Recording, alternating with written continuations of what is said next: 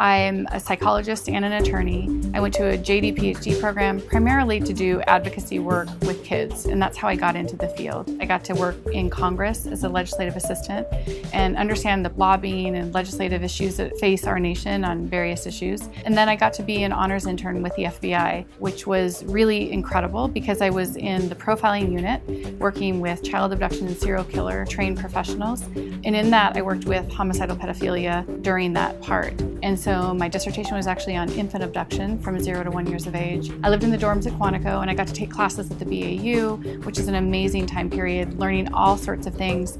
And that's when I was really first introduced to a lot of the technology issues that were facing our nation through some of the tours that I had with NSA and the CIA and Secret Service. And that's really the kind of the beginnings of why, after 15 years of practice, I decided that I should really focus in and educate people on the technology challenges as they've been escalating.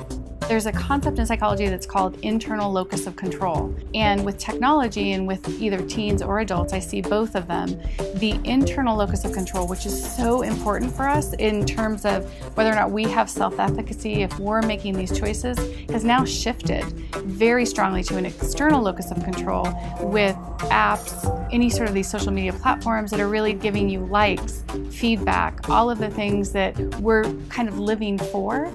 And so people are now no longer attending to their internal needs, and they're really looking externally for affirmations and feedback. I guess the experience of what other people consider as important for them. And so that internal locus of control and that loss of people to be able to self-soothe and really attend in that present moment is really difficult today with all of the social media.